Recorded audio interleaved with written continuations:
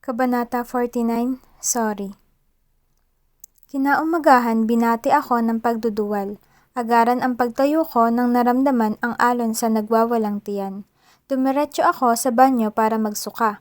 Ang malamig na tiles ng banyo ang naging kasama ko habang nakaupo sa harap ng inodoro. Kulang na lang ay pati ang mga internal organs ko ay maisuka ko roon. In fact, I want to vomit all of them if that's what it takes for all of this to stop. Nang bahagya akong natigil, tumutulo na ang luha ko. It's awful. I can't take another day like this. Humilig ako sa tiled wall habang pinupunasan ang luha ko. Natigil ako nang muli akong naduwal. Snow? Dumating si Sibal at nang nakita ako roon ay lumuhod siya agad sa aking tabi. Hindi niya pa ako nahawakan ay tinulak ko na siya palayo. Get out! Sigaw ko. I want to help you. Mariin niyang bigkas. My tears rolled under my eyes. I feel like I'm a mess. Ni hindi ko man lang na-check ang mukha ko kanina sa salamin pero sigurado akong hindi kaaya-aya ang aking itsura. Sa gilid ko, hindi alam ni Sibal kung paano ako hahawakan. Sinikop niya ang buhok ko para hindi iyon gumulo lalo pero imbis na matuwa ay mas lalo lang ako naiirita. Nang tumigil ako sa pagduduwal ay binigyan niya agad ako ng tissue. Marahas ko iyong dinampot at pinahid sa aking labi. My tears kept on falling. I feel like I'm the ugliest person alive and he probably regret he even had sex with me for revenge purposes. Umalis ka rito. Hindi ko kailangan ng tulong mo. Gusto kong tumulong, Snow. Mahinahon niyang sinabi. Gusto mong tumulong? Makakatulong ka kung umalis ka. Umalis ka! Sigaw ko. Kitang-kita ko ang pag-aalinlangan sa kanyang mukha. It was like he's confused if he should do what I said or not. Out, Sibal! Sigaw kong muli. His strong shoulders fell at my words. Huminga siya ng malalim at dahan-dahang umamba na aalis. Umatake muli ako ng pagduduwal. I faced the toilet, not caring if he's still there or not. Nang kumalma ang aking sikmura ay unti-unti na akong tumayo. Sumunod naman si Sibal. Umalis siya sa bathroom. Sinarado ko ang pinto at tiningnan ang sarili sa salamin. Hindi nga ako nagkakamali kanina. I look like a mess. Namumugto ang aking mga mata at pulang-pula ang aking mga pisngi. Halos walang kulay ang aking labi at medyo magulo ang aking buhok. The doctor said it will be hard for the first trimester, but I didn't know it's this hard. I cried at the sight. Gusto ko na talagang bumalik ng Costa Leona. Gusto kong mapag-isa at alagaan ang sarili kong mag-isa. Kaya ko iyon. Hindi ko kailangan ang tulong ni Sibal. Thinking about him being forced to be with me just because of his child is disgusting. Binasa ko ng tubig ang aking mukha. I've decided to do it. I've decided to face him and tell him about it. Pagod na ako rito. Pagod na akong makipaglokohan sa kanya. Kung gusto niyang maging masaya, papakawalan ko siya. Naligo ako at nagbihis sa loob ng banyo. Sinusuklay ko ang mahaba kong buhok habang iniisip kung paano ko siya kakausapin ngayong paglabas ko. May hair dryer sa kanyang banyo. Ginamit ko iyon para patuyuin ang buhok habang metikulosang hinanda ang sasabihin ko sa kanya paglabas. When I went out of the bathroom, nagulat ako nang nakita ko siyang naglapag ng tray sa kama. He just wearing a white t-shirt and a gray shorts, gaya ng suot niya kanina. His hair is a bit messy. May breakfast sa tray at may orange juice pang kasama. But that's not what I want now. Hinatid ko lang ito rito, paliwanag niya. Ayos ka na ba? Imbes na sagutin ang tanong niya, ay binaliwala ko iyon. Hindi ka ba pupunta ng conference? Umigting ang panga niya pagkatapos ng tanong ko. Binaling ko ang tingin sa tray at nilapitan iyon. Umupo ako sa kama at bahagya iyong umuga. Bakit? Hindi ba importante iyon? You should go. I'm fine here. Mariin kong sinabi. Hindi ako pupunta. My eyes shot up to his. Kitang-kita ko ang pag-iingat niya sa mga sasabihin. You should go and talk to Katarina. Malay mo talagang maayos kayong dalawa kapag nag-usap kayo roon. Plus, it's work. You'll have more money if you go there. Anong maayos sa amin ni Katarina? Nagtaas siya ng kilay. I hate that he's still denying it when it's all so clear. I hate that his mask is still on when it's obvious I know. Tumayo ako para harapin siya. My blood boiled at his innocent mask. He can't fool me. Ayusin ninyo na ang relasyon nyo. I'm only pregnant, Sibal. I'm not dragging you to the altar just because of it. Namilog ang mga mata niya sa sinabi ko. Bumagal ang kanyang paghinga at humakbang siya ng isang beses. Anong relasyon namin ni Katarina, Snow? Marahan ngunit mariin ang tanong niya. Ha! I mocked. Pinagplanuhan kong mabuti na ayusin ko ang pagkakasabi sa kanya nito, pero masyado yata akong nagpadala sa emosyon ko. My seething anger is dripping like acid within my voice, and I can't control my words. My heartbeat is fast from the anger I'm feeling. Wag mo na akong lokohin. Did you set all of this just to prove that you really can see this woman in just a blink of an eye? Revenge?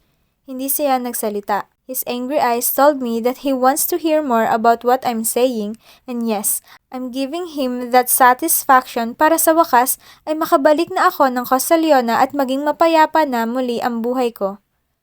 You're in a relationship with Katarina, right? Whatever it is, whether serious or not, I don't freaking care.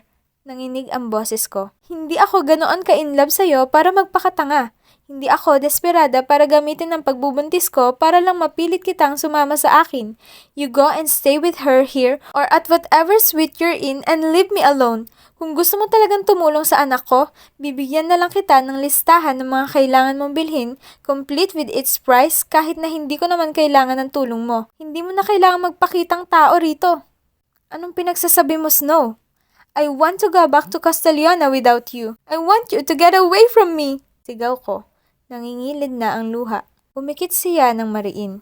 Ilang beses ko dapat sabihin sa'yo na wala kaming relasyon ni Katarina. Hindi ba nagkaliwanagan na tayo?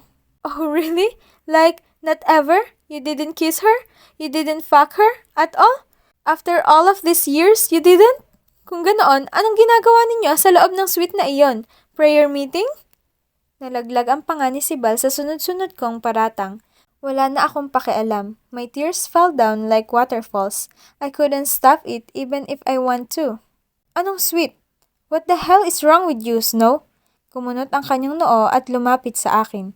Hinawakan niya ang aking palapulsuhan. Agad kong hinawi ang kamay niya. Umatras ako pero humakbang siya palapit. Mabilis ang kanyang paghinga. Ramdam ko ang takot sa kanya. He held both of my wrists even when I kept on slapping his hand and his chest painfully. I called you to tell you that I'm pregnant. Humikbi ako. Siya ang sumagot, hindi ba? Sinasabing nasa loob ka ng banyo at naliligo. Fuck you, Riego! Ano? Pagod siyang umiling.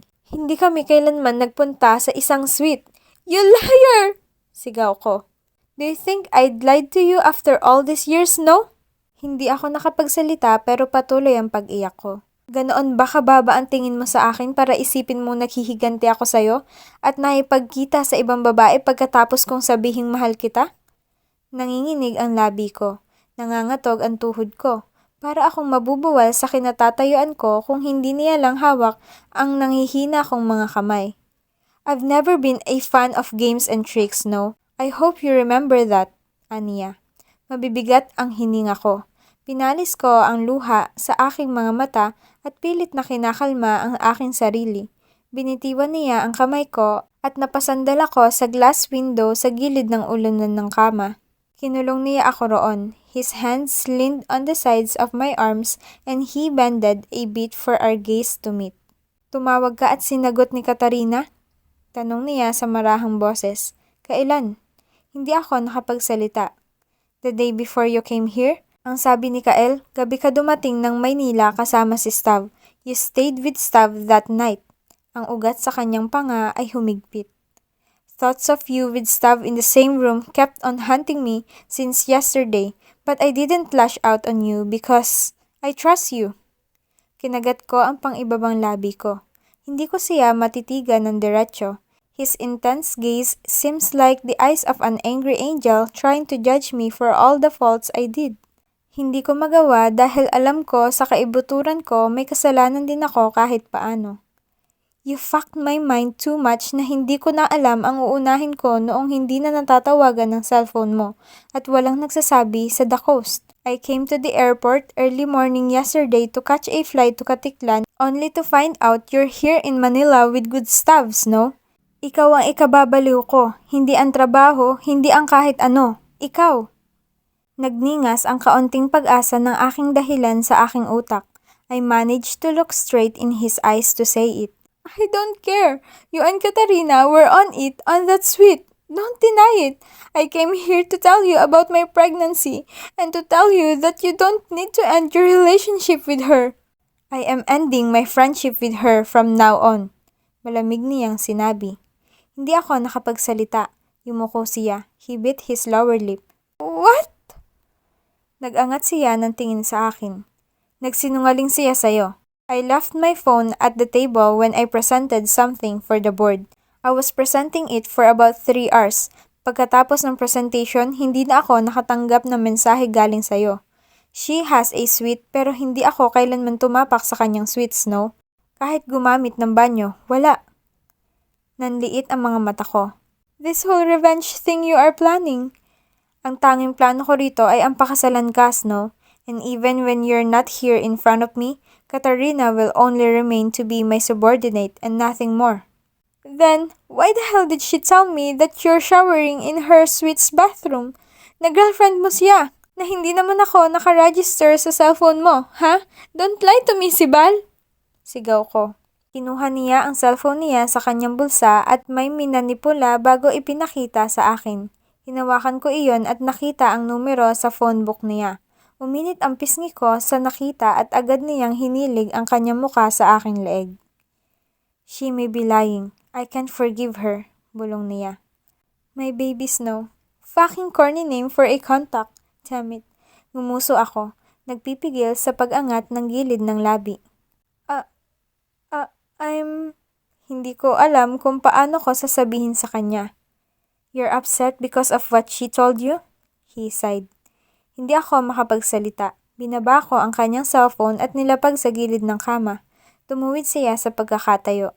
At dahil dyan, hindi mo nasuot ang singsing na binigay ko? Namilog ang mga mata ko sa sinabi niya. Do you want to halt the wedding too? Mahina niyang tanong. Yumuko ako at hindi nakasagot. Nangapa ako ng mga salita pero imbis na masabi iyon, ay biglang tumunog ang cellphone ni Sibal. Tiningnan ko agad iyon at nakita kung sino ang tumatawag. Engineer Katarina Manuel. Iyon ang nakalagay. Turn the call off. It might be important. Halos mapaos ako nang sinabi ko iyon. Nothing is important. Turn that up. We're talking, he ordered. Imbis na sundin siya ay pinindot ko ang pagsagot at nilagay ko iyon sa aking tainga. Hello? Si Bal started kissing my neck softly. Hot butterfly kisses made their way from the back of my ears to my collarbones. Hello, Snow? Si Katarina. Nagtiimbagang ako. Why the hell is she calling him anyway? Ang aga pa ah. Yes, this is Snow. Bakit? Nasa labas ako ng condo unit ni Sibal. Nandito ba kayong dalawa? Nanginig ang boses niya. Napapikit ako nang naramdaman ang kamay ni Sibal sa aking dibdib. Unwillingly, I pushed him away so he'd face me. His eyes were bloodshot and he looked so tired when he found my eyes. Oo, narito kami. Bubuksan na ni Sibal ang pintuan. Sabi ko bago binaba ang cellphone. What? Your dear friend is out. You should go and face her.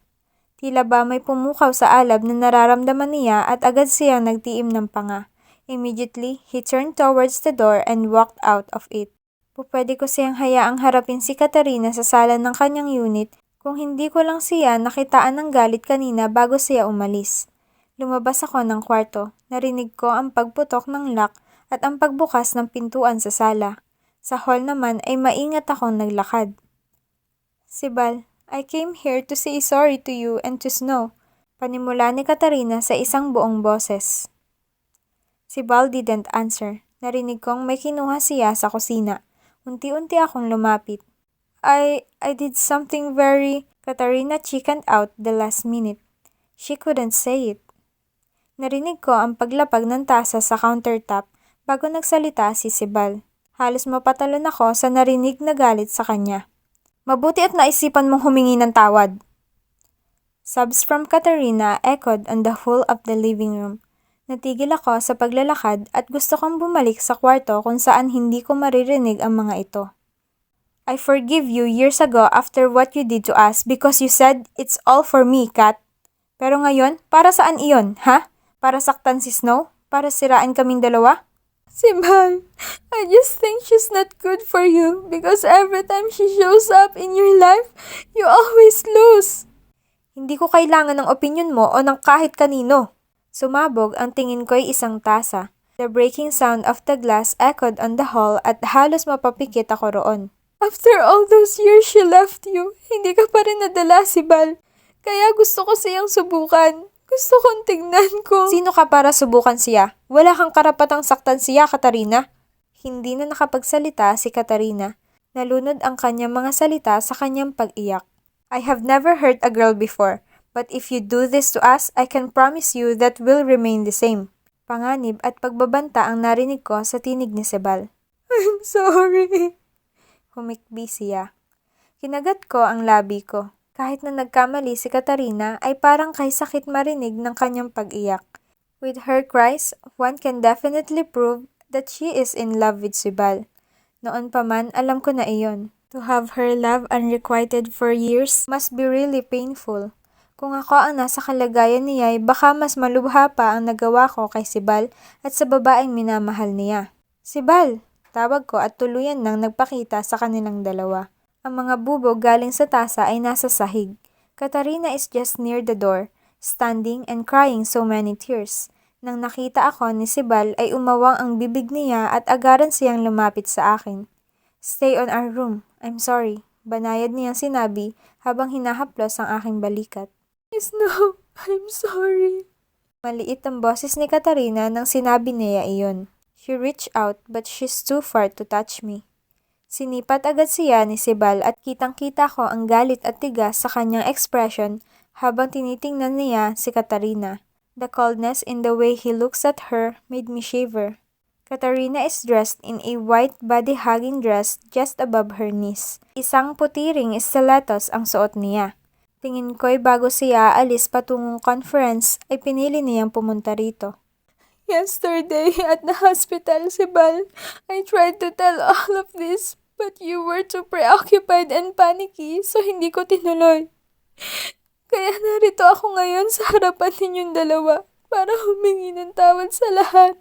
Get out of here, Katarina. That's enough. Sibal! Saway ko. Nanginig ang balikat ni Katarina habang pinagmamasdan si Sibal. How it hurts to see a heart break into million of pieces because of the desperation was very familiar. At kahit paano'y naawa ako roon.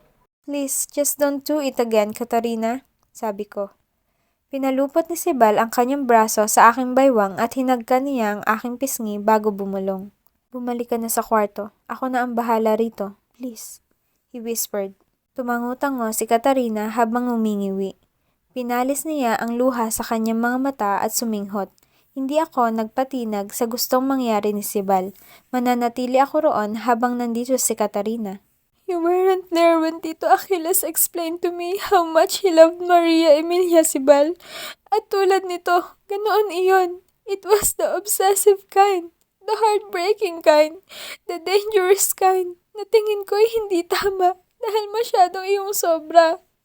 To hear that Snow is back and you're both in Costa Leona, hindi ko kayang isipin na babalik ka ulit sa dati.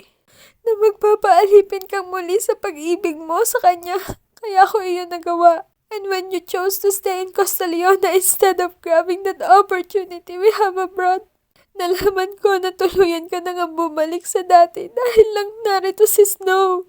Nanlaki ang mga mata ko at nilingon ko si Sibal. Bumaling siya kay Katarina. May offer sila abroad? You left the group because you choose to be here when you can be more successful abroad. It was clear that your decision is her and your life with her. Kaya sorry dahil sinubukan kong baguhin ang isipan mo sa paraang alam ko. Snow, I'm sorry. Hindi ko alam na buntis ka. Nasaktan kita habang masela ng iyong kalagayan. Even when she's not pregnant, you have no right to do that, Katarina. Mas marahang sinabi ni Sibal. I'm sorry. Katarina said. I hope you both can forgive me. We'll be leaving next week for the project abroad. I'm sorry that I thought I can change your mind. Nanatili ang mga mata ko kay Sibal. Bumaling siya sa akin at kitang-kita ko ang takot sa kanyang mga mata. Ano? Marahan niyang sinabi. Kaya ka ba hindi sasama dahil... Umiling siya. Kaya kong gumawa ng sariling pangalan dito sa Pilipinas. I don't need to go abroad to prove my competence, Snow. And also, yes, I'm not leaving you whatever the fuck you say to me now. Bumaling ako kay Katarina na ngayon ay patuloy pa rin sa pag-iyak. I'm truly sorry, Snow. I'm sorry. She said it as new tears pulled in her eyes.